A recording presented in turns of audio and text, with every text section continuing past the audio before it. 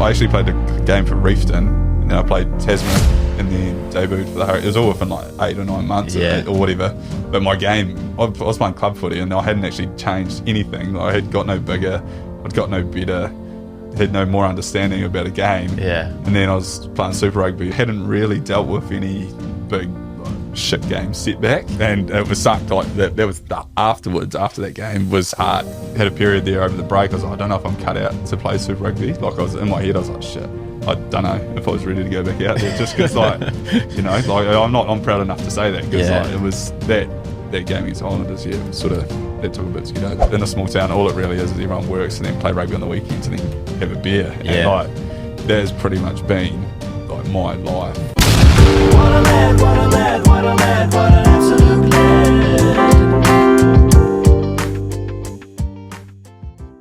What a lad. Well, sometimes there are lads that just are so much of a lad that coming on here once just doesn't do them justice. And today is certainly one of those lads. He's a man who became a cult hero for essentially looking like your average Kiwi bloke, with his normal build trying to fill out his baggy playing jersey while running a curly flowing mop. Fans just related to him. He also backed it up on the field, kicking goals from everywhere, where he became the Tasman Marco record point scorer. And in his time, of course, he kicked the winning drop goal to win Super Rugby for the Highlanders. He's also had stints with Bulla, the Hurricanes, Southland Stags, as well as playing in Italy, Russia and Japan, while always being a massive, massive lad. It is, of course, the great Marty Banks. Welcome, mate. Yeah, not come wee way, Jim. Last time I spoke to you, I was in Japan, and I think it was over a Zoom call or something, and now we're here in this lit up room with a bit of signage and got some good kit on, mate. So it's I've obviously come leaps and bounds. I think I might have set you on the right trajectory back then, but you did, mate. I may have to take some commission on that if I can. It was 4 years ago you were last on, and now, like you say, you're in Red 9 Studios, looking absolute treat, lighting on your face compared to the glowing. We were on Riverside through your dodgy Japan connection, and I remember talking to you back then. You were watching 60 hours of Prison Break a week. I think that was your brother's. Was it you? No, it might have been you that told me about that. Someone told me about it wasn't me. Someone told me about it, and it ruined my life for a good couple of weeks. Up all night. I didn't genuinely know. I watched it in about a week and a half. So I've never delved back into a series ever again, because that physically broke me, because I just consumed my life there for a bit. So glad to see the back end of Prison Break. Have you not watched the series since? Like, your addictive personality is just too strong that you no, trust they yourself. Always leave you lingering at the end of the episode, don't they? So they're all just trying to rein you in, and leave you on the edge. Just 11 o'clock, I've got to get up for work shortly, and then I'll just watch half an hour more, and then next thing So I'm more of a movie bloke where it's just start, finish, there's an end point. Yeah. Get to go to bed, but it's all good, man. Yeah, wouldn't say I'm a series watcher. Yeah, well, fair enough if you're spending 60 hours. You probably don't have time to. Like, obviously, back then, I can't remember who told me about that. Yeah, would have been time, Yeah, every day off. Yeah, it was just, like I said, the plot just kept raining in. The second, I don't think the second series was that great. The first one was real good. It broke me in, but it's all part of life, mate. Learned some lessons. So what's life look like for you now? Like, obviously, you wouldn't be able to get 60 hours of TV in if you tried. Not 60 years, just into the real world, mate. So 1st of January became unemployed for the first time in like 13 years, I think it was, which is a bit of a crazy feeling. So I guess, with the injury and stuff for like 2 years battling away, I sort of held on to hope it was going to come right, but by the time 1st of January came around, I was nearly just happy to just give up on footy, because the groin was shot to bits. And were you trying to get contracts at that point? Yeah, so I was looking. We're still looking, and there's a few things that popped up, but the first thing they'd ask is, how's the groin? And, I didn't have it in me to say it was all good, so then get over there and then fail the medical. So I was just up front, and like I even said to I said to Joey, I was like, look, if they want, I'll sign a contract based on if my groin plays up, I'll walk away, no strings attached. But normally they're looking for injury replacement, so they don't really want to get a person that's injured to come over. So, and to be fair, I don't, like even now I still get niggly parts through the, after a few runs and that. So, I don't think I was right. And I think mentally I was just ready to move into something new, because it was quite draining. Boys that have been injured, I don't know how they do it, like Ethan Blackadder. Like, I don't know how, he's obviously just a mad bugger, but 2 years of just rehab pretty much. I was a broken man by the end of it. Just mentally, I just didn't have it in me to try and come back from it in the end, I don't think. So it was quite refreshing just knowing that the end was coming, and then when the end hit, I was sort of halfway prepared for it, and I wasn't sort of chasing another contract too much. It was just if one popped up, would have had a crack at it. But yeah, so it was quite cool to just transition that way because it made it a bit easier, I think. And then jumped into coaching, asked to do some coaching at Green Island. Oh, did you? And which is just up the road. I was just the nearest club to home, and then said that, and then got a call from Ben Smith. He's like, "Oh, I got you a job." And I was like, "Oh, mate, I'm not really looking." I was like, "I'm not really looking. I'm pretty happy on a couple of months off." And turns out the manager of the team I was about to coach was the owner of Aiken Joinery in Dunedin, and went in and met him and the crew. And I was like, I didn't really know anything about doors and windows at the time. I had to walk through a door most of the time after, other than a few beers maybe. But jumped into it, and they're just good people. And I just wanted to work for a good company that he knew where I'd come from. He's a rugby man. He loves rugby. So he knew where I'd come from, and he just sort of knew that it'd probably be a tough transition. So he sort of just took me under his wing. And that's cool. Yeah, so it's quite cool. I was going to sell forklifts at the point. Yeah, I wanted to do sales. I've always known I wanted to do sales just because of the people. Yeah. Didn't really think about like the other aspects of the sales. I was like, just chew the fat, drive around and meet some people and have a coffee. Even though I don't drink coffee, I'll force one down myself to get a sale. But yeah. So I just knew I wanted to do sales, and I met Matt Finlayson over playing golf, and he's like, "Oh, do you want to come?" And I was genuinely going to go work for him, and then just got this call, and it was more of an office, half in the office, half on the road. So dealing with people was probably the biggest decision around it. With Crown, I was going to be pretty much on my own from Oamaru to Bluff, which would have been quite tough coming out of footy with such a team environment. So, yeah. So what is the thing what are you actually doing? You selling the product, or you putting it together? So when I was training, I sat down for like the first 5 weeks. I sat down with the lady that does the quoting and sort of built quotes and built the windows on the computer. Oh, yeah.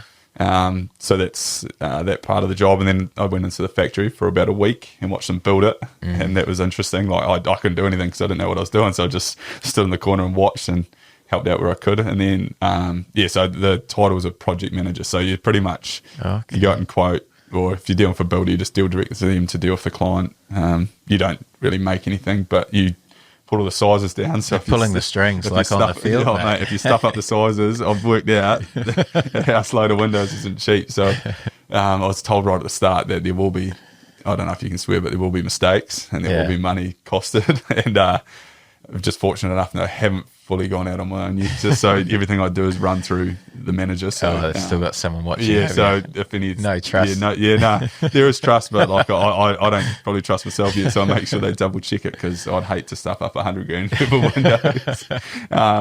But so like there's a lot of stress, and I guess people spend a lot of money on it. So it's like it's quite cool, but when they I've seen a few, I've done a couple of smaller jobs on my own. Yeah. And I'm probably more nervous knowing that the windows are going out the next day to go in the hole, hopefully, and the sweats that you get in, it's just like, oh man, waiting for the phone call to ring from the builder, say, mate, you're 100 mil too big here. They're not going in the hole. Haven't had it yet, but she'll be interesting when it happens. It will happen. Yeah.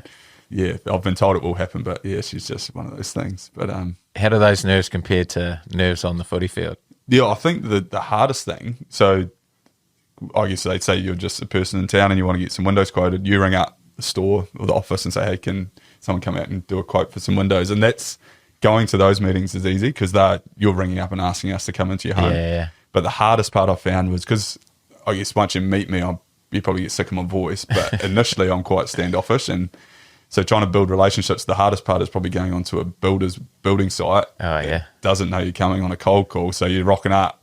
You don't know who's behind the fence. You don't know who the boss is. You don't really know who you're looking for, but you're walking on and you're trying to take up some of his day to try and get some of his business. And that's the hardest point, is like walking on there and not really knowing how he's going to respond. And at the end of the day, they're just normal people, so they're actually all good. But like the head, like when you're walking in there, it's like, what am I going to say? Like, how am I going to like prove to this bloke that I'm a good bloke? That was the hardest thing, and it's something I'm still sort of trying to get used to.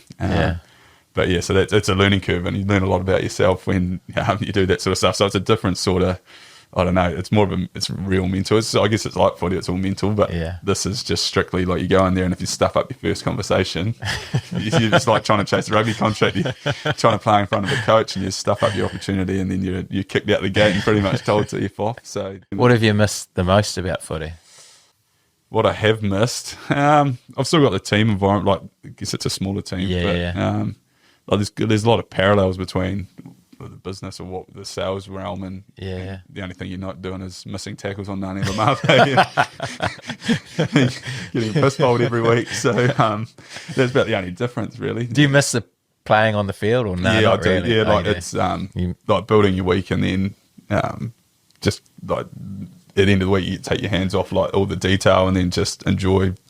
Well, if I was playing for NPC, I'd normally play a few more minutes, but like playing 80 minutes with no real care in the world, and then sitting down afterwards and having a beer. I think that's something that you probably never ever really get to simulate. I don't think. Shit, you made a good start. First 12 months into retirement. But you mentioned you're running and playing touch, playing a bit of cricket. How is your groin now then? Yeah, so we played Monday night cricket. I just played last 2 weeks, but you come off like a 2.5 metre run up. Oh yeah. So like you pretty much. Well, I can't even get any speed off a 2 metre run. Normally took me about 40 metres to find my speed, but so like that, it's just really jogging and then a bit of fielding. So like the groin. If it's just sporadic, like running, like if I was to back it up like Monday, Tuesday, Wednesday, I'd be no good on the Wednesday. For life, like I'm pretty lucky. I came out with a bit of a sore groin. The rest of my body's all right. My shoulders are pretty good. Yeah, never really made a tackle. The one tackle I put on, I've actually still got a sore shoulder from it. So in that respect, like I'm pretty fortunate that everything's not too bad. There is I do still want to play, but yeah, it's just one of those things you have to take on the chin. Just try and jump into the coaching realm, and that was probably the closest thrill I got where the boys played in a final this year in Dunedin. They hadn't won it for, I know I'm going to say 48 years, but it's probably 46. But at the end of the game when the boys won it, like that was probably the closest thing I got to like just actually playing, because it was quite cool to see the boys, in a final, and I only just met them that year, but like just seeing them win was pretty cool, and they won by 5 points, so it was pretty cool. Success. Yeah, instant success. But there was a bit of a rush there. I was like, yeah, this is but I'm sure you probably feel it with your coaching and stuff like that. There'd be times where you just get a bit of a thrill, and that was I think the closest probably I've been to actually playing and out there, and when you finish a game and you're all pumped up. It's quite rewarding. Yeah. Cool. What era did you coach? Of all things, because I came in late. The D. They coached the D. Did you? Because the boys start pre-season in they've started now. So they started in like November last year. Yeah. And I knew Finchy, who you played cricket with, or who you have played cricket with, sorry. He's the head coach, and then there's a guy called Matt Lobb. So we've been there for years. And I came in, I was like, I'll just help out where I can. And they both wanted to do attack. And so I got put on D, and I was like, I don't know if you watched, boys. So the first thing I got up and said in front of the team was, boys, if you've watched my career, this is probably do as I say, not as I do sort of set up. And they were pretty good about it. And I sort of just coached around what I understood. And I probably understood D more than I could actually do it. Which I guess as a 10, I probably tried avoiding D as much as possible. Maybe not you though, because you put shots on left, right and centre. No, I think there's something in that, because when you're an attacking mastermind like you are, you're working out what D, you realise what D's put you under pressure, and you can obviously coach what was the hardest to attack against. Ruck details a bit different though. Break down, clean out. I to sort of take my hands off the steering wheel there, but I'll just tell the boys, you're not doing that right, but then they'll be like, well, how do you do it? And I'm like, mate, I've got no idea. Yeah. So, but no, it was a different. I'll do more of the attack this year, but it was kind of cool just to start with something like that, and just be up front with the boys. And I guess club footy, it's got that tier that want to go play, I don't know, NPC or Super, or I guess the first step's NPC, and then you got the boys that are just happy to be there, and you got the boys that are there because they just want to have beers with their mates. So it's sort of, when you're coaching those kind of people, they're not really too fussed on how much detail you can chuck at them. And normally Tuesday, Thursdays, we'd only train for an hour each day. We just tried some clubs make the boys train for like an hour and a half, nearly 2 hours on the back of work, but we're just making it an hour so the boys get in. Like, you don't get to get across too much, but I think the boys appreciate being able to get home at a normal time and have a feed. So Tuesday I get like maybe 15 minutes, and on Thursday it was a team run. So where does kicking come in? Because obviously you were well known as for being the kicking superstar that you were. Like, where does that fit in? Do you like coaching kicking? Yeah, the crazy thing is I probably did learn my lesson at Taranaki, mate, So I'd never really been taught how to kick. I just watched my brothers, and then just kicked the ball. Hadn't really been coached until we got to Brownie, which was the year after we played you boys up in the Naki. So didn't really have any process. I had my process to kick a ball, but I didn't really know if I missed a kick. Didn't really know why at times. And that's in that final, I just missed some and didn't really know why. It wasn't till the next year where I met Brownie. He coached me and slowed everything down. And so from that point, that's really the only coaching I've had, isolated coaching. So for me to go and teach someone to kick is actually quite tough because it's just something I've done without really knowing. It's just something I've just worked out over time, and everyone's processes are different, and the general principles are the same, so you can help them with that side of it, but everyone's technique's different, so I don't really want to go mucking around with someone's technique, but it's more just, all Brownie did with me was just slow me down. Took a bit of speed out of my approach to the ball, and that's really, and I think that's, everyone I've sort of watched, everyone tries slowing people down, maybe not Geordie Barrett pretty much throws everything he can at the ball, which is impressive in itself, but that's, a lot of it's just about tempo, so that's all I can try and help young fellas with, and I don't really haven't full grasp on how to actually coach someone isolating goal kicking, because there's a fair bit to it, but it's just, I don't know, it's just been something I've done. I can relate to that. Like, you see guys, especially people like Dan Hawkins, who's got potentially the worst goal kicking technique possible, and hits it dead straight. It just doesn't make sense. Some people just defy logic with the kicking. I reckon he'd maybe struggle to teach someone kicking. If he tried teaching someone to kick like him, I'd be very surprised if someone could do it. It's just, a lot of it's about feel, and for me, I'd even during the week when I was kicking, I never really got too caught up on whether they're going over. It was really just, I was hitting them okay. Then it was really just about getting them straight. So my thing was just about my striking, and if you hit them all right, unless you give yourself a chance. But if you're hitting them poorly, then you start getting a spiral between trying to strike it well and then the direction. But if you only have to worry about the direction, you've sort of taken half the problem out of the equation. But is there something in that? Because I feel like a lot of guys, especially when they're younger, kick the ball quite naturally, and then you see them get coached, and then they get really structured in their process and almost start striking the ball not as well as they used to, and it looks overcomplicated. Like Bodie, he's been through a massive transition. There was a time there where Bodie was hitting these real heavy undercut balls, and they were just spinning. He didn't really get much distance, but now he's refined himself, and I guess Bodie's one of the best in the world, so he's obviously nailed his technique. Now he just taps him and it flies 45. He's probably kicking the ball further now if actually having less effort involved. So, but there's a period there where he was maybe caught up and trying to hit it right. And, he was overthinking the whole process of it. But now it's just effortless, and I think that's pretty much what kicking is. It's the same as my golf swing probably looks horrible, but if you watch a golfer though, they just look effortless and the ball just flies. And it's all the same principles. And I think generally most goal kickers can play golf. Can you? No.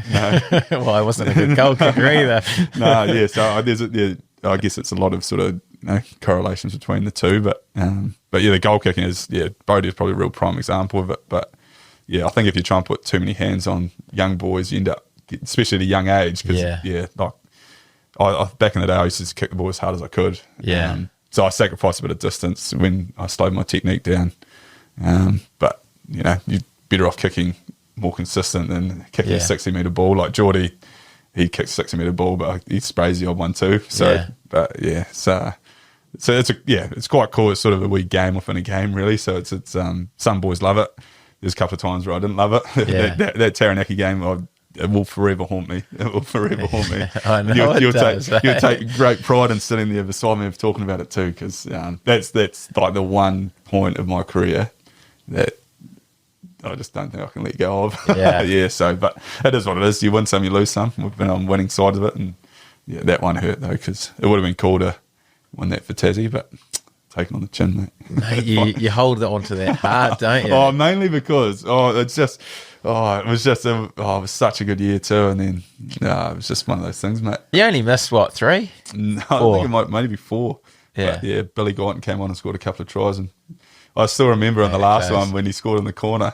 And you go, I think there was deliberation about whether it was a try or what was going on. You're like, nah, stuff it, just give it to him. It doesn't matter anyway. No, I asked him if the time was up. I said, if the time's up, just give them the try. I just remember you talking, mate. Yeah, it was, that was cool though. That is, I got asked a question. It was probably one of my favourite games in the sense that that whole week, it was, I don't know how you guys used probably riding the wave too with the Taranaki fans, but that whole build up, like just with Canterbury out of the picture, it was, you know, it was special. That game was special, and I think who won it? Someone had to lose, so but it was a cool week. And I actually got asked one of my favourite games, and that I actually said that one, but then I got the answer changed because then I knew I caught a lot of shit for it. So there was, I think they had to rank them up the top of 3 games, and that was in it. But I was like, I better not put that in there. Cause it was your top lead up to a game. No, even like in it though, like it was intense. Like it was intense. Yeah. Like I'm trying to think of.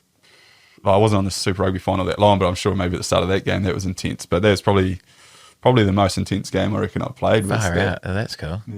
Yeah. Oh, I don't know, just because there's so much riding on it. Like there was 2 teams that, I don't know, Taranaki maybe won it before that, probably. No, that was their first. Yeah, so there was just, so, it was just a cool occasion. So it was, I don't know, I just remember being out there and you and Tom talking crap. And, Kurt Baker, I wasn't actually there, but he was ringing in my head from earlier in the year.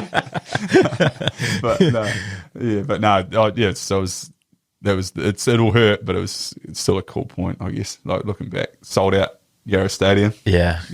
So the biggest thing for you around that kicking side of things was not having a solution to the problem. Was that the biggest thing? Because you're always striking the ball, even like the previous years for Tasman, you were kicking consistently well, but then when you're under pressure, not having that game, I still remember because I think we flew up a day early. Oh yeah.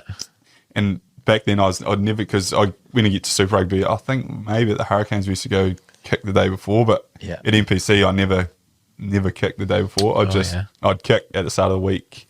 I'd have like maybe 5 kicks pre-game just to see what the conditions were like, and that was me.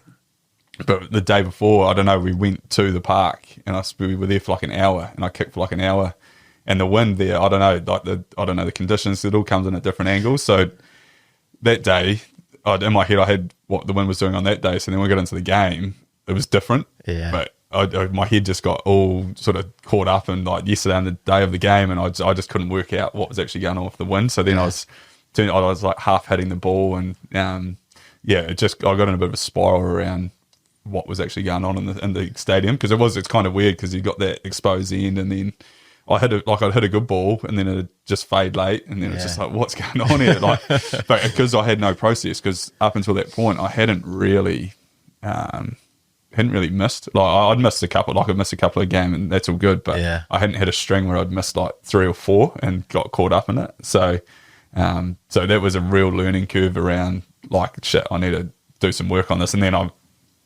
when I met Brownie at the Highlanders, and we just pretty much straight away got into just refining my technique and stuff like that. And it wasn't really changing anything. It was just the speed and just trying to be in control of like my plant foot when I'm going to contact the ball and stuff like that. And my first step used to be back real quick, and then I'd just fly at the ball and then just hit it like hell. But now it's a bit more, when it was a bit more controlled. It's slower the better. And the same with Lima.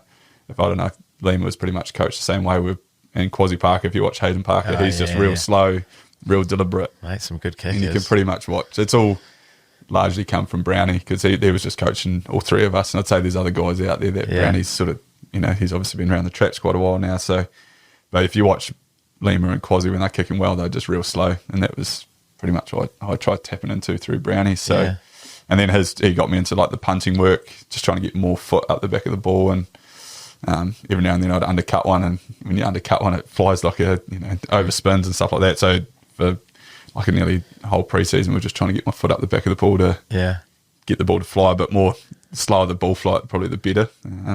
Get a bit more distance. So so that was my first real learning curve. I was going to say that whole process of feeling, I know you feel it, but you felt like you let the team down from missing the kicks, and I know there's probably a lot of kickers listening who have missed the match-winning kick or had a shocking run of kicks, which when you add it up would have won the game. So the process of dealing with that. Yeah, it was the more you think about it, it is one of those things. You're either on the right side of the ledger, sometimes you're on the wrong side, and there's been games where we've kicked enough points to win a game, and we've kicked not enough points to lose games. And I think I've been able to deal with every other game. Like I've been able to accept every other game, but for some reason it's just that knacky one. It's just, I think just because you look back and your team was your team was stacked. Yeah. But I think like we believed that we were just, we didn't believe we were just going to go up in the Winnie, but we thought we were the best team. Yeah. And I think that was the hardest thing to take because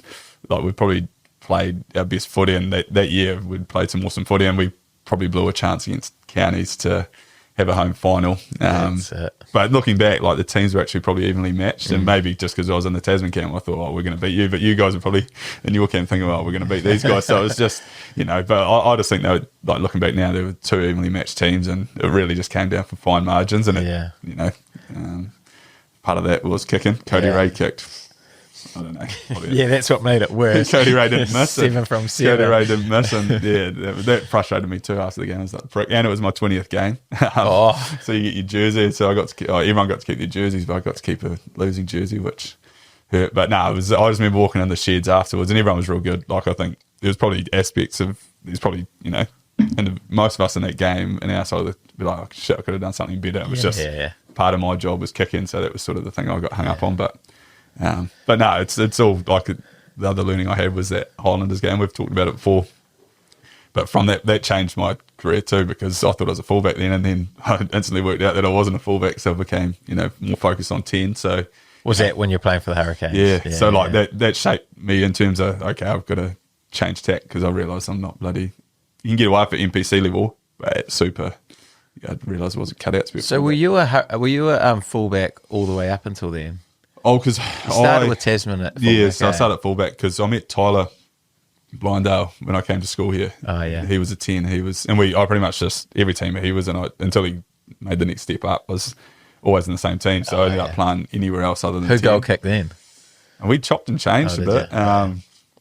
But chopped and changed. But Tyler, he kicked on pretty quickly after. So then I ended up, I think Kieran Lindsay maybe played 10. So at senior, so I played a lot of fullback all through. But it wasn't until I got to Tasman. I was playing 10 at club there, and then I remember I went in and KK and Leon asked me like midweek if I was to play, would I want to play 10 or fullback? And they hadn't told me like this was building up to counties, and they hadn't actually told me I was playing. They told me like the day before we flew out that I was playing, and then, or it might have been the day of flying because I just thought I was going up to be on the reserve. It was a weird setup, but KK had done it to like protect me because he knew I'd probably start beating myself up in my head. So, and they asked me during, I was like, I'll play fullback because I was like, I'll be out of the heat, but out of the fire, less pressure. And I remember that conversation, but and then they named it real. It was a real, I don't know, they named it real late in the week. And then they found out I was playing fullback.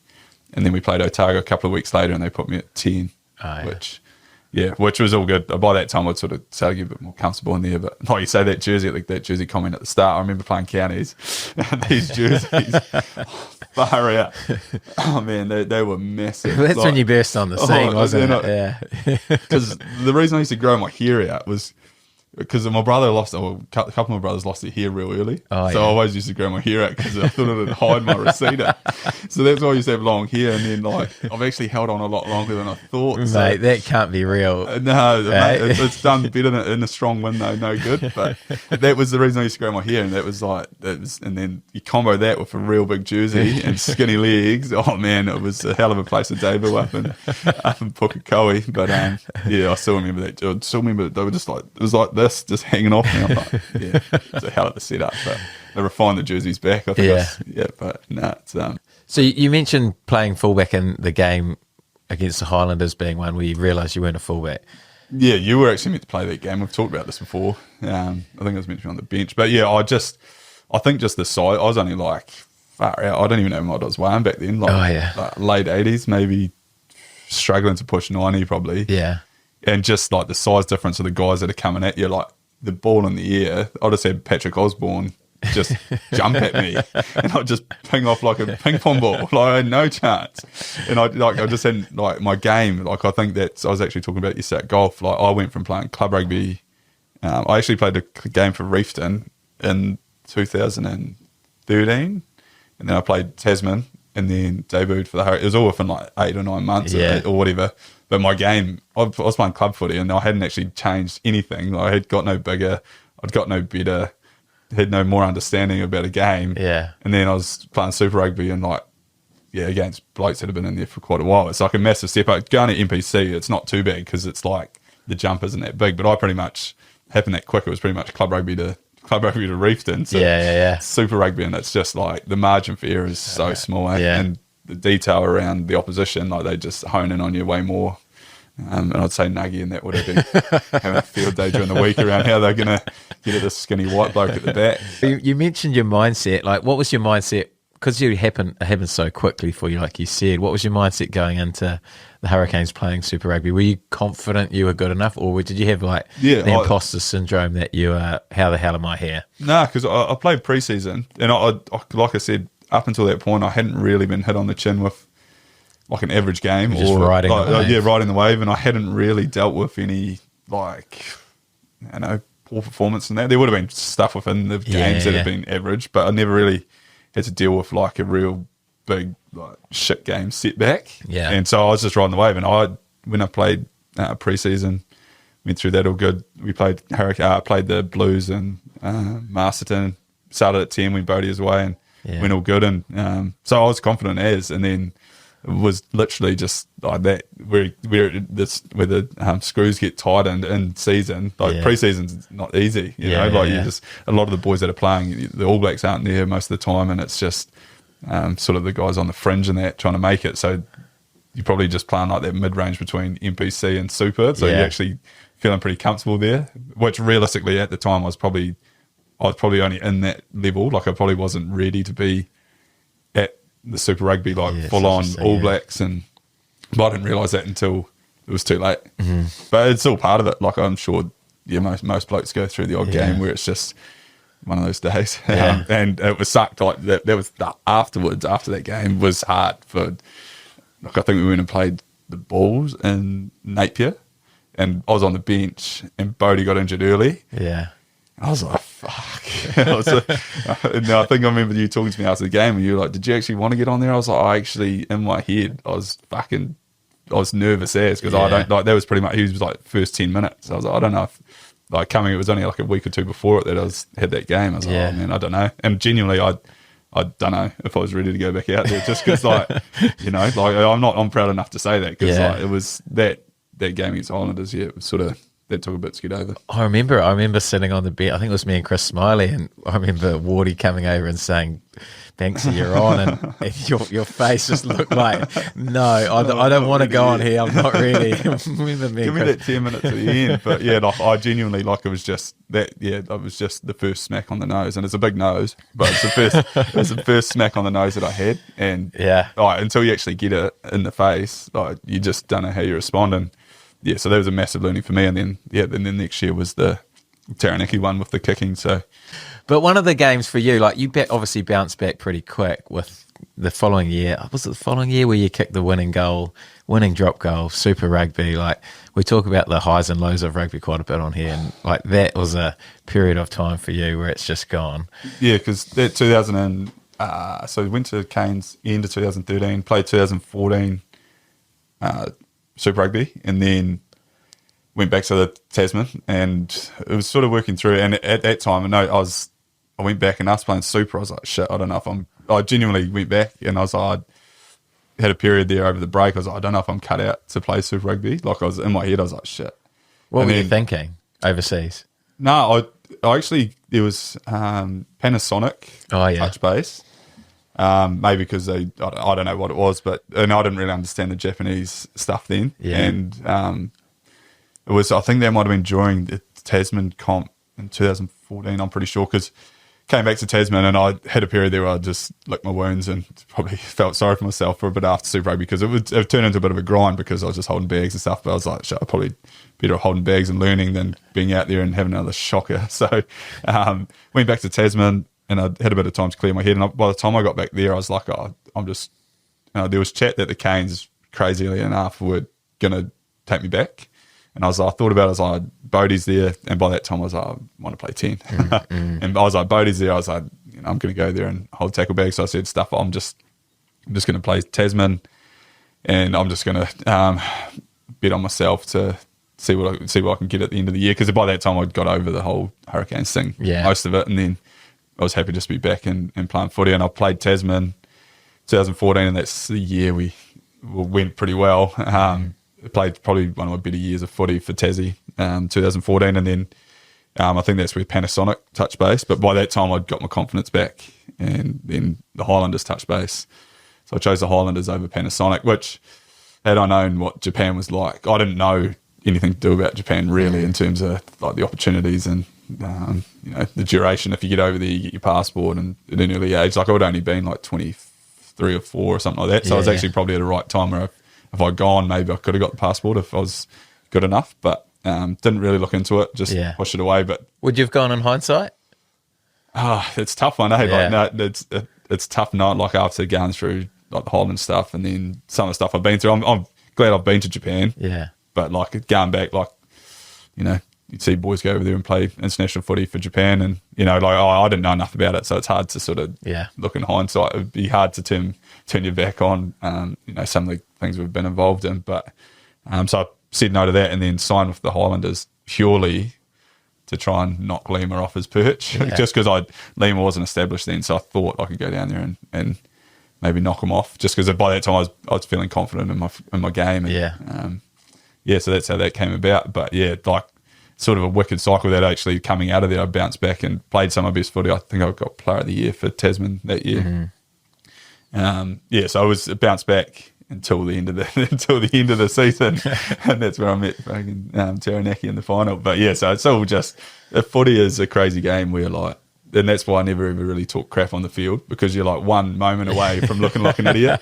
So like, I was always pretty quiet. I don't think I really ever chirped anyone, because I knew as soon as someone else gets the ball, like I could be on a highlight reel, and it's all just I've just got to eat my words. So like, and footy's like that. I guess it's like game to game. Like you try and be as consistent as you can, but it's just sometimes it's just you throw an errant pass and it's an intercept and it's like far out. Like it's just it's that's what makes it cool in a way, because you're just trying to chase a perfection, which I never ever got. But that's all you're trying to do, is just try and do everything perfectly. That it's an imperfect game. That you just there's so much that goes on that field in terms of like split second decisions and stuff like that. That can shape a game. But that's what's so cool about it, and that's something that you'll miss, getting in the fire and just riding the lows, but then having the highs that you get off the back of it. Yeah. So.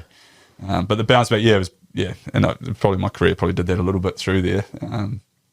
Especially going into that Super Rugby level where I'd never really got a chance to get heaps of confidence there until probably 2017, because I went to Highlanders 2015. What about the drop goal? The game, we were already leading, mate. Like, actually me kicking that drop goal nearly gave Julian the chance to score under the sticks off the kickoff, and it would have been all tied up.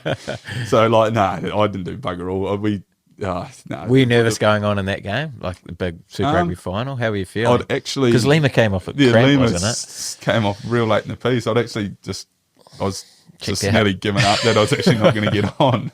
And then I seen him like limping. I was like, don't do it, you prick. But I remember we came on and we had a plan. Can't remember what it was. It was off the line out. We had some, I don't understand the forwards work, but we had a plan to milk a penalty out here. It was your throw. It was your throw. I don't know if it was backed off or something like that. And we got a penalty. And I think I looked up and it was my first tackle was going to be, I don't know if it was one of your big wingers, or it was Mata or something like that anyway. And I was like, wouldn't have been a great time to have first contact. But so we got that penalty. And, the drop kick, that was all the other, we were already ahead, so it didn't really win it. Probably just gave us a chance of holding on. He's so humble.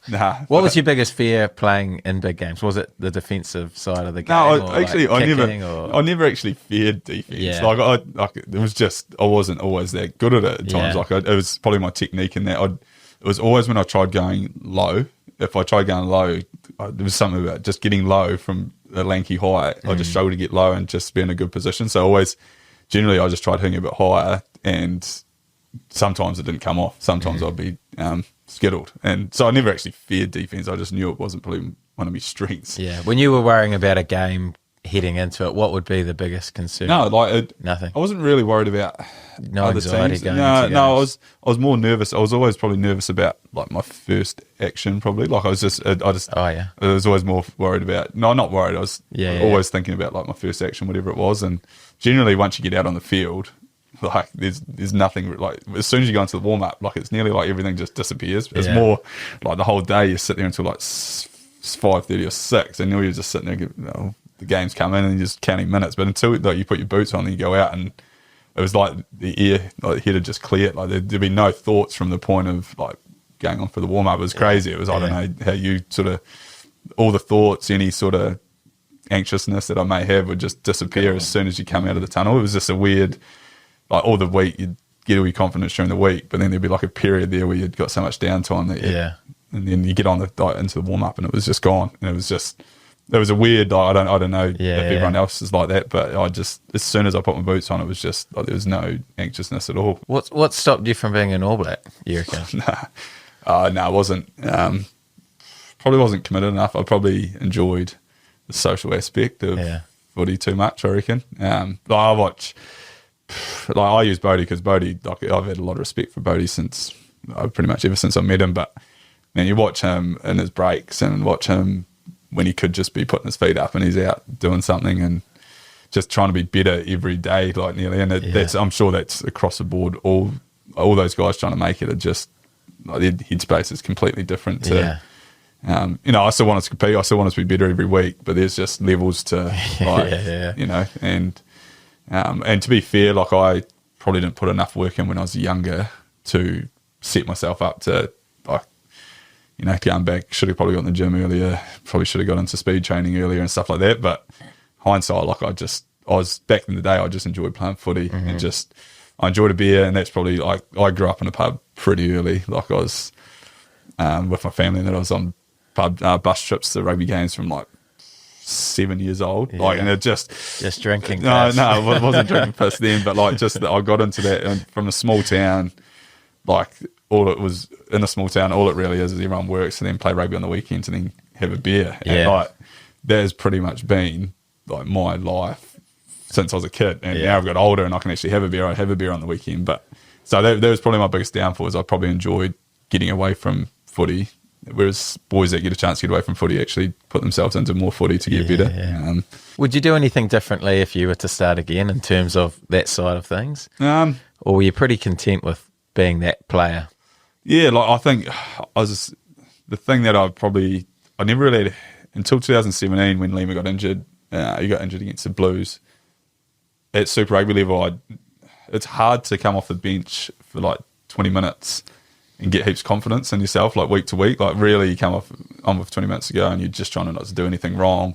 And generally, you're probably up, so you're just trying not to lose. Yeah. So like everything, so like my whole week was geared up around trying to finish games off and then just not have egg on my face. So then I keep my spot. But it wasn't until 2017 where Lima got injured early in the year against the Blues, and I became 10 for pretty much the whole season. And that was the time where like I actually believed like I was up to like Super Rugby level. Like I was good enough to play Super Rugby level. I knew that. Yeah. But like in 2017, I genuinely believed that. Like I built confidence. My weeks were like I felt real good for myself. That 2017 year was probably my best year, like across the board for NPC and Super. Like that year, like that coming out of that year, that's when I went overseas, and that made it hard because I'd actually nearly I believe Lima might not, but at that point in time, I think I was playing. Lima's obviously his ceiling's way higher than mine, and I'm not doubting that. Like, he's a skillful man, like unbelievably skillful. But at that point in time, he's come back from injury. I was playing better footy than him, and he came back and started against Canterbury. And to be fair, the game should have been called off not called off. It should have been postponed. It was the day where it was pissing down. We couldn't get out on our flight. We got here like a couple of hours before kickoff. Oh, yeah. And then it was just forwards versus forwards in the mud, and it was pissing down the rain. So Lima started that game. And but all year, so we'd played, I think we went on like a 9-game winning streak, and that's when Hunty kicked that drop goal. Oh, yeah. So it was like, everyone, we were undefeated, I think, both teams or whatever. Canterbury Crusaders were on their run. True. And then we lost to them, and then we played the Lions. So I came back, played the Lions, and we beat them. So like that year that gave me a lot of confidence. But then I went overseas. I was like, I didn't really want to go because of it, because I'd already signed a contract. Was it Treviso? Yeah, but like because I got so much confidence in Super Rugby that year, I was like, man, I don't think I was going to be an All Black, but I would have liked to have stayed and actually just seen if I could just keep going with it. Do you reckon that played a part, that you'd signed, that then the pressure was sort of off you to have contracts? Or I feel like a lot of guys, once they sign to go overseas, play with a different sort of freedom. Was that a part for you? It was silly. I didn't really seek any advice before I signed overseas, and Mum, because Mum was actually sick, and Mum was sick at the start of the Super Rugby season. So I signed the contract. I wasn't sleeping. Like I was getting like an hour's sleep. Shit. So this is before Lima got injured. So I actually signed it then. Yeah, I signed the contract 2016 and to go to Italy. Oh yeah. So 2016, that's when Mum was sick, and then I didn't go at the end of 2016. And ended up backtracking for a year. That's right. So I knew, that. So then in 2017, I went. So I played 2016 Tasman, and that was meant to be my last year, and I was meant to bugger off. But I was trying to get out of the contract to stick around New Zealand, and then flew to. Was meant to fly in 2017, but it pushed the end of the Highlanders season. So it might have been, I don't know, maybe knowing that I was going. Like I wasn't really at peace with the fact that I was going, because like into 2017, I didn't really want to get on the plane at the end, but yeah, and when I got to Italy, there was a period there where I got glandular fever again, and bloody turned into a bit of a spiral there as well. But yeah, like that 2017 year, it made it hard getting on the plane, knowing that 2017 had gone pretty well. But no, like I say, Lima was hands down far better than me as a rugby player. But in that point in time, I think I was just playing better footy than him. So I thought maybe, could have had another crack at him in 2018. But so what I take out of that was that you were better than Lima. No, definitely not. Because Lima might watch this. And I'm just making sure I get that across there, because there'll be people out there like, he's not a better player than Lima. I know I'm not a better player than Lima, but at that point just in time, say it, mate. Just back yourself. No. So, So yeah, that was tough. But 2017 gave me a lot of confidence. And yeah. So when you played in Italy and then Japan, were you coming back to the Highlanders to have another crack? Oh yeah, there was just like so when I left, I just like, I want to go back. Yeah. So it was just, but then like I went to Italy for a year, and then like that time had passed. So like you come back up from Italy after that and you just got to start again. So it's just like, so then I was in Japan, and there's a massive off season. So I came back to the Highlanders then, and I think I'm pretty sure Lima might not have been there, but again there was like Bryn Gatlin were there. Oh yeah. Josh Ioane. So again, you're just always like in that cycle of just felt like there's quite a bit of rotation. It was just, it was hard to sort of get that rhythm. And I think because I was chasing that 2017 rhythm, it just, and then I guess the team dynamics had changed too. Like all heap of boys buggered off overseas, and like that core team had like pretty much diminished. Yeah. Were you having groin issues at this point? No, I had no groin issues then. You're still good to go. Nah, so groin issues were 2000, and so I came back from Japan 2021, played for the Stags 2021. Then went back to the Highlanders on the end of that. Yeah. And I came back to the Stags 2022, and that's where the groin, like the first game against Tasman, had like a niggle in my right groin. And then 3 weeks later, could barely walk. Oh, true. So, and then that was, like that turned into a vicious cycle too with, like, I think Greg Dyer, when he got injured, so I was like swallowing my pride and just saying I'd play. So like the coach was like, can you play? And I was in, the pain was ridiculous. Shit. I don't know if you've What percent were you at, you reckon? Oh, like I was literally out there, and I could only really run in a straight line. Anytime I changed an angle or went to chase or turn or anything like that, my groin was just in all sorts. Even running a straight line, at a jog I was okay, but at like a 3/4 pace, I was like, it felt like someone was sitting there stabbing me in the groin. Kicking? Agony. Like I could kick a ball in the warm up. I could kick a ball, maybe I'd go about 15 metres back from the front of the post. Yeah. And I'd tap the ball and it'd just clear the crossbar, and that's all the kicking I did all week. And then in the game, I just bite down on the mouth guard and kick the ball. Oh, jeez. It was hands down the most pain I've ever been in. And like, to be fair, I got to put my hand up and say it was largely because I was choosing to play. Like, so I probably should have just said nah. But every week they're like, "Can you play?" I was like, "Yeah." But in my head, I was like, I shouldn't have been playing. Like I was complaining like shit behind the scenes. Like I was grumpy. But in the team environment, if the coaches asked, I was like, "Yeah, I can play." And I was taking, sort of trying to kill the pain with meds and stuff, and nothing would take the sting out of it. And we played our, the Storm Week. Yeah, so we played 3 games in a week. Hawke's Bay. And normally, if I played on a Saturday, the following Saturday, my groin had settled enough where I could kick a ball. But we played the Hawke's Bay on the Saturday or Sunday, and we played Waikato on the Wednesday. And in the warm-up, I'd say to Rob Robbins, I couldn't physically put the ball on my foot because it hurt that much. So he had to kick. I genuinely couldn't kick the ball. And then we had to play Bay of Plenty again on the weekend.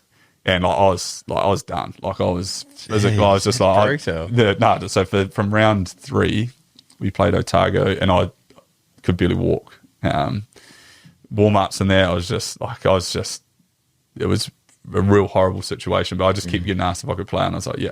And I was too proud because probably weren't winning many games, and so like didn't really want to jump off. Like it was just like I'll just battle away. But I was more of a hindrance than it was horrible. And then played bar plenty on this weekend, which was maybe a Sunday. 10 minutes in, made a tackle. So a guy made a line break, and he just saw the line, and I jumped on his back. And then as I came over top of him, me and him went to ground, and I landed on my shoulder, and I popped my AC. Oh. So like that was like kind of a blessing in disguise because it just ended me there and right in that point. And so like that took there's like 2 more games, I think, and it took the decision out of my hand, which was good because I would have, if I'd have got through that game, I would have said, yeah, I can play the next week. But I was pretty naive in the sense that I've had tears, like 5-6 week injuries, but I'd never had anything wrong with my groin to get like, I was like, it's painful, like I'm in all sorts, but I've got like a 6 week break coming up. I'll be sweet by the end of it. Yeah. So I'll just battle through, take my break, and I'll be right for preseason. But no, I got back to preseason, and I was like worse off than I was even in season. So because it started in my right groin, it was just like a little niggle, and I thought it was from the gym. So I thought because we'd had it wasn't from the gym. No, because we got back into the gym. I was like, oh, maybe it's a bit of like muscle soreness or something, or maybe I've just tweaked something. Yeah. And I remember leading into the Tasman game because we played Tasman up there, and I think it wasn't you, Tom was there. I think maybe it was on the Bears up the back of the field, and I think I'm pretty sure it might have been before, maybe the year before, but the game got moved because we couldn't fly in. I think they maybe moved it to like a later kick-off. You would have been coaching then, wouldn't you? Probably, yeah. 2000. Oh, that's right. They moved the kick-off back. So we we were meant to fly to Wellington then to. That's right. But they flew us to Palmy, then we had to bus to Wellington, and then we couldn't fly to Wellington, so then we had to fly at Wellington like early arvo the next day, flew to Blenheim, and then they pushed the kick-off back to like 7 o'clock. And it was that game there where one was niggly, and then battle through that. And then also next week I was a little bit sore. I was like, what's going on? And to be fair, like I just played it off like I'm all good. Like if I knew what I knew about groins now, I would have like pulled out straight away. But I never had groin pain. I was like, it's not going to be much. But yeah, then the third week it was just like that bang, just like gone. So I just ripped the stuff off my right, and then because my right one was playing up and it's all connected through there, my left one tore as well. So both my legs were, by the end of it, couldn't really walk because I'd try and favour my right and I'd have to go on my left, and then it was just it was horrible. And then like I said, laying in bed, I couldn't lift a sheet. Yeah. I was going to say, no wonder your transition's been so good because you're having a hell of a time while you're playing. Yeah, but no, like I'm sure boys that they've had far more injuries than me, so I'm not trying to bloody look for sob stories or anything. But I think just the 2 years at the time of my career, I was like, maybe if I get the groin right, I might get like one contract out of it. But for the sake of one contract, like it's just probably better just to hang the boots up and bugger off into the darkness. But yeah, so it is common though. Like a lot of guys do at the end of their career have some sort of niggle, which is just making everything tough, or whether it's training, whether it's playing, whatever it is, it's just making everything so much harder. So that when you do get to it, you're a classic example of it. It's actually can be quite relieving because I still don't know what caused it. I still don't know what caused the niggle. It was only a real, like it was just a real like. I don't even know how to describe it. It was just a real faint, like niggle, but I could just feel it every time I'd like run and kick, and I was like, it was weird. But it's a horrible bit. Like ripping your adductors is, oh mate, it's I don't know, because you had groin stuff, didn't you? I had hips, but I was similar to you. Like last few years of my career, just everything was just so hard, just so over it. Yeah, it's hard to get motivated too. Like I remember we'd be training first off the field, all that stuff. Like, we were training and we were doing like we had a drill set up where. I was like, you're trying to run someone down in the corner. Yeah. And I remember this time because I was always training, I was just trying to train at like maybe 70%, like I wasn't trying to sprint. And I remember I was chasing this guy and one of the coaches goes, effing sprint. And like, this is like when I'm at my worst. And like, I don't know if there was like complete understanding about how much pain I was actually in. Yeah. Like, I was up front, but I just don't know. I was like, fuck, if you just chuck this groin on your body and you try to run, I've like injuries and stuff, you play through injuries all the time. Like I've had broken ribs and stuff, and you just get through it. But did you play with a broken rib? Yeah, the Lions game. Did you? Yeah, Lions game. But yeah, but this, played with a broken foot and against Hurricanes actually. Did you? Far out. broke You're like it. Richie McCaw and it was Sam weird. Burgess and broke my one. foot. No, it was. You might have been. You probably would have still been Probably playing. stood on it, mate. He just beat us, and we had a line out on the 5 metre, and I think we overthrew it, and it was the end of the game at Forsyth Bar. It was 2000. I can't remember Oh what year it was. yeah, no, I wasn't playing. Wasn't it? Was so on the captain's run, I had a sore foot when I left. And it was like nagging. It was like a niggly pain, and so I actually got some locals put in it for the game. And I went to the warm up, and I've probably had like 4 or 5 shots. So I hadn't scanned it. I had like 4 or 5 shots in my foot, and then got through the warm up, and then I kicked off the ball, and it just went snap, and it was like instant pain. Like the local wasn't doing anything with it, and I got more. And then I was like, I've got to come off. I said to the doc, I've got to come off. He's like, nah, you got to get 5 minutes. I was like, I'll get 5 minutes. And then it got to half time. I was like, they put more local in it, and my foot by the end of it was just a ball of jelly. But I was choosing. I was just like, I just because again, like I just want to be out there. Yeah. And then got to the end of the game and scanned it. It was broken. Shit. Yeah. And then because we had a kick, I think we just lost years, and we had a kick. There was a penalty about 40 out, about 15 in from touch, and Bender come up to me. He's like, "You gonna have a shot?" I was like, "I can't kick the ball." And so we went to the corner. And then I think there was like maybe 3, it might have been like something went on there anyway. It took ages. There might have been like a couple of like missed calls, or the ref might have blew it up or something. But yeah, don't think we beat the Canes outside of that final, I don't think. And there was a chance in the corner. But yeah, the foot was in all sorts. But again, not true what they say about you, is it? But like, again, it was you were one of the toughest players to play the game. It was my choice though. Like I was just like, oh yeah, I can do 5 minutes. And then you get to halftime and I can do it. But really, like, it was just dumb. Like but it's just footy. Like just again, the love for footy. Just love the game. But the groin, that's just something I couldn't find any way of like numbing the pain just to get through. But yeah, but it's all part of it, mate. Got a broken nose though. Just still got a broken nose. Wow. Haven't managed to fix that. I don't know. I've heard some stories about Nussie got his fixed, and I've been told that they put those things up your nose, like the cotton buds things, in the end, and then like you got to rip them out. And I think that's the only thing stopping me from fixing it, because I just don't know if I would have it in me to. If they fix it, after how long you got to leave it up there for, they got to rip it out. I just don't think I've got it in me to go through that pain. I'd love to though, because the left side's just a bit buckled up. But yeah. Oh well, your beautiful fiance still said yes when you got down on the knee with that big old crooked nose of yours. I turned to the side, good angles, but nah. How was that, mate? That was interesting. Life changing. Yeah, it was. Trying to organise how to do it was quite tough, because I was just gonna. I don't know how. Initially, I was just going to get a mate to hide in the bush and just take a video or something as I did it. But then I messaged Joe Allison, he's a photographer down in Dunedin, and he came up with a plan that the best way to do it, you need to have like the photographer set up and get a decent photo. Oh, and like if you're going to get photos, you don't want some bloke in the bush. So I knew Michelle would probably want some sort of photos or video. Okay. So I was like, okay, how can I do this?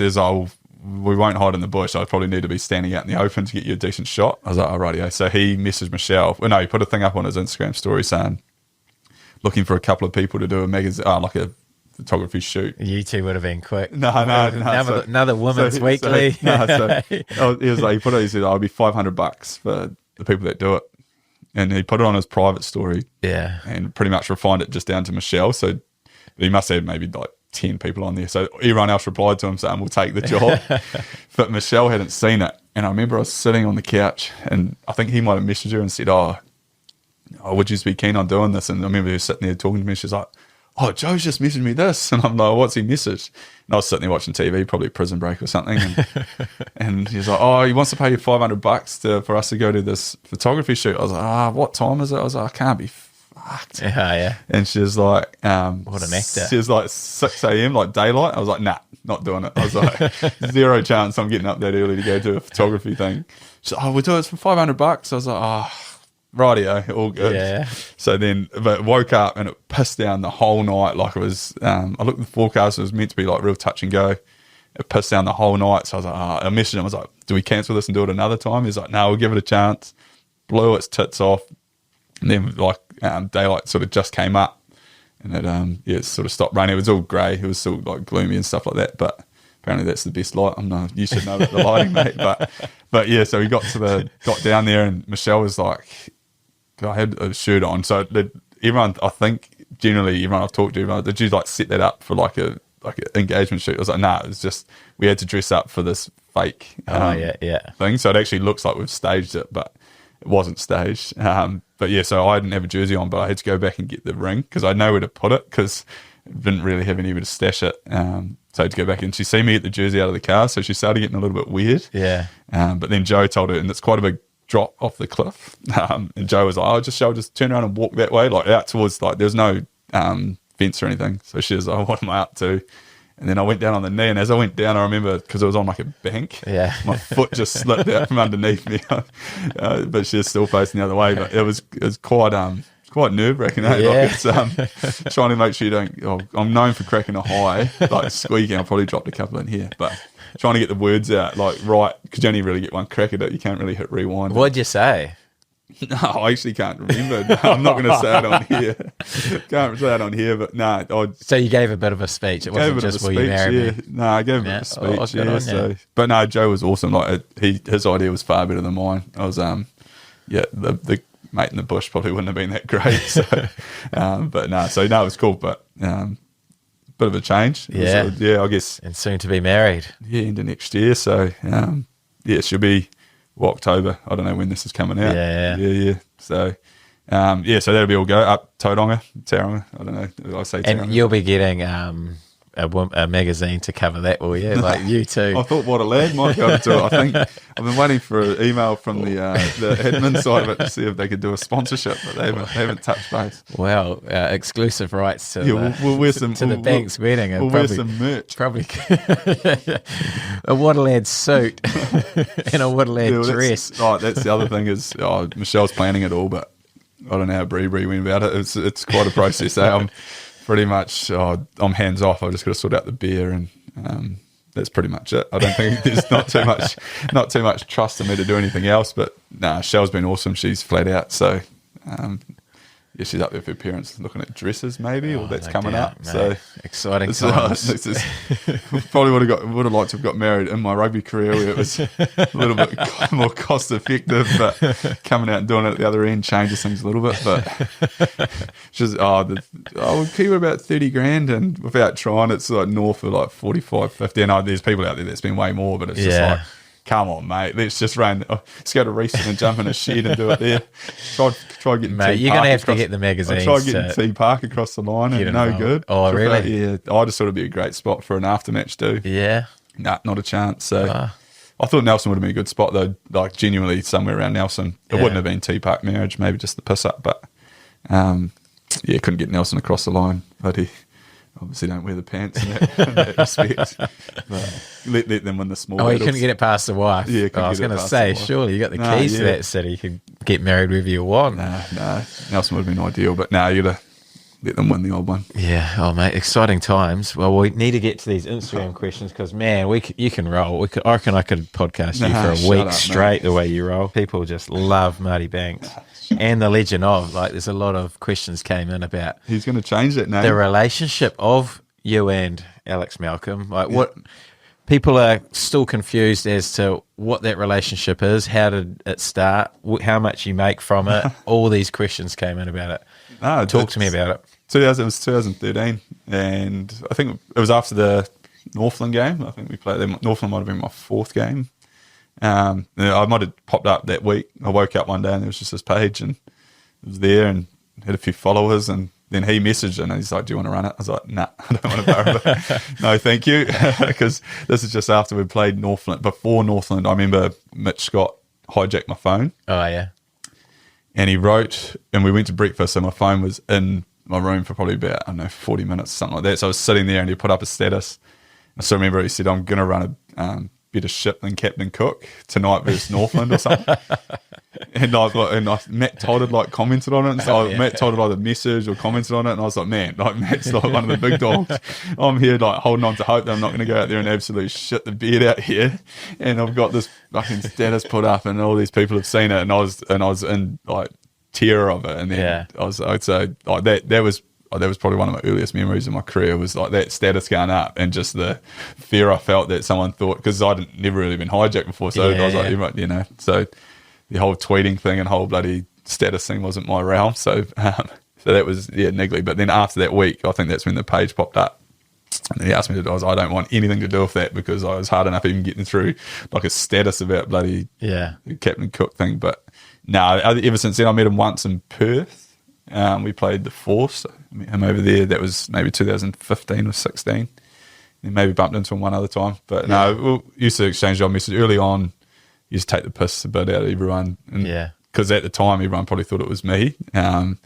So I'd just tell him just to rein it in a bit and not come at too many people, just come at me. So so now he's branched out. So I think he's going to he's renamed one part of it, which is quite cool. So he must be making money out of it now. He must be trying to separate the name. So he doesn't have to pay any royalties. But no, he's done well. So, you know, it is what it is. But still crazy, really, but probably more known for that than my footy, to be fair. Yeah, so, I was going to say, like, especially now, some old battler coming out. I've got heaps of greys. I just had a grey haircut the other day to face something. You probably got this.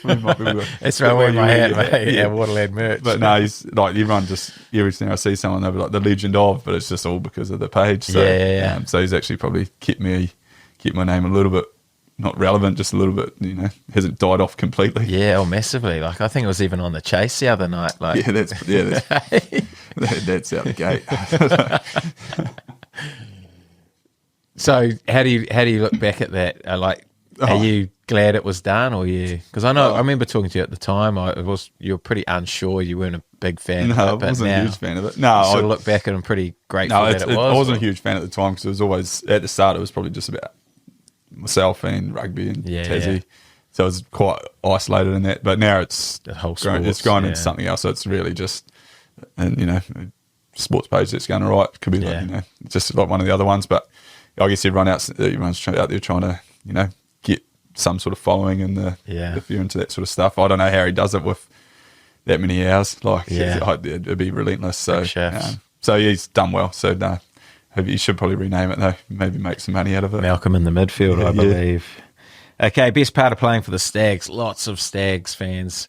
The best part. Messaged in. Yeah, no, the thing going down to the Stags was the fans. I think, you know, it's always hard. Everyone says, "Oh, we've always got the best fans wherever you are." I genuinely, like, the Tassie fans through that period where I played were unreal. But we were winning games. Like we were winning. It's easy to follow a winning team. It's easy to get in behind team that's going well, but to go to a team that wasn't winning and still having fans turn up every week and just pumped to be there, buying all the merch and that, like, they genuinely just love Stags footy. And like, so that side of it, I went down and watched the Otago Southland game this year, and it was like, it was sold out. Like, it couldn't really be sold out because it's got embankments and stuff, but the amount of people that turned up to that game for a team that had struggled quite a lot was, you know, pretty impressive. So the fans were awesome. And you know, I think going down there, I just wanted to make a difference. And you go down there, it's just, like, I guess it's probably similar to me as a person. Like, it's the little fine moments probably cost the Stags a lot of wins. Like, we'd lose by like 4 or 5, and it was just those little lapses that had cost us a little bit. And it maybe came back to just the laid back nature of the boys. Like, I'm laid back, and you know, like I said about early on, I probably didn't put in as much effort as like the All Blacks and stuff like that. And at that NPC level, our boys probably weren't putting in quite enough work to just nail those little parts of the game. Like, we lost, I'd hate to think, maybe like 8 or 9 games within like a try. Sure. And like, if you win half of those with the Stags, like, it's like successful. It's a successful couple of years. But the fans, that's probably the biggest thing. But yeah, that's sort of that. Okay, next one. Run us through the bear you scaled on the field versus the Naki. Apparently, Duplessis Karifi threw that. I don't know. That's a wild rumour, isn't it? He was in the group. I'd imagine he didn't probably throw it, but he was in the group. He was a young thug. Definitely probably wouldn't take him on in a fight. The size of that bloke, he's massive. No, but he was definitely in the group, so I remember talking to him afterwards, but I'd imagine he didn't throw it. But yeah, who knows? He's a young thug from Taranaki. Was it a full can? I think it was probably full and you before just it got to me. But by the time it got to me, some had come out because I think the cap was open. Yeah. So it was probably only like half. And why'd you buff it? Just because banter. That was the year after the final. Oh yeah. It was 2015. I think it was 2015. Well, no, it might have been a couple of years, maybe 2016. But anyway, I developed a real love-hate relationship for the Necky and went up there. And I guess because of the final and everything, everyone just, for some reason, they just got stuck into me. The whole, like, every time I played the Necky, it was just relentless. And in that corner, there was just a group of them, just probably 22-year-olds or 21-year-olds or something, just probably maybe 50 or 60 of them, just yelling at me. Every chance they got, they were just abusing me. They were probably abusing everyone else. But was that the Marty has a bowler chant? No, that was at the final. That was at the final, and that was just noise. I couldn't even hear it.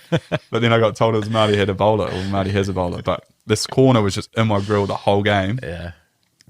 And I just, like I said, I couldn't really fire back at them because they were about 70 metres away. But the whole game, I just bit my lip, didn't acknowledge them, and then scored a try. We were up by like 3, I think. We were winding down the clock and scored a try in front of them on full time, and I threw the ball at them. And then I sort of looked at them and just sort of gave them a bit of a signal. I didn't pull the fingers or anything. But then, because I threw the ball, I had to walk around and get the ball from, because it's such a, it must be like a cricket ground. Yeah. I had to walk around by them to get the ball, so I had to walk around the hoardings. And I guess they probably reacted because we were just beating them, and they threw it at me and then just landed at my feet. Buffed it. Chopped it, yeah, but it was tooey. It was horrible. Okay, next one. How much time did he spend at the Realm Pub TAB section? The Realm? I don't even know what the Realm is. Where is it? Wellington. TAB section. Don't know. No, but I was actually thinking about it. I thought you may ask what would be my worst ever loss. I was going to call Sam Weatherly out because it's really the only one that grinds me the most. Is bodes well. Oh. New Zealand Cup. I was actually yesterday. I was talking to a guy at golf, and he was talking about it. Said, "Oh, we hit you, Sam. Bodes well," and he remembers the race too. That's along with the Highlanders game, the Canes, the Necky final, and that's probably my third. Like, would have been cool to see, but Weatherly's a good man. He's a good man. Like, I always give him a bit of stick, but would have been cool to win that as a wee ownership group. But that question came in. What did you enjoy the most about owning a horse? Yeah, well, we got that one because we thought we'd see, get along to a race meet together, and have good we owned times. it for a few years, and I don't know if we might have got to one, and it was his last one where he pretty much ran dead last. So, so the whole thought around it was just to be with mates, and then we got caught up in a couple of harness ones that probably didn't go as great for other reasons. But yeah, the Bodes Well one was just purely, you got me involved in that actually. But it was mainly just to try and, there was targets there for him to go to the Sydney Cup or whatever it was. And we were getting charged up about that. That would have been pretty cool to go over for.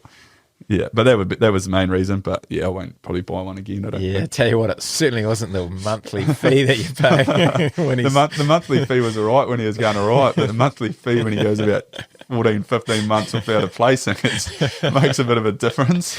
And the vet bills, geez, they all add up. Okay, next one. What haircut does he wish he had or admire in others?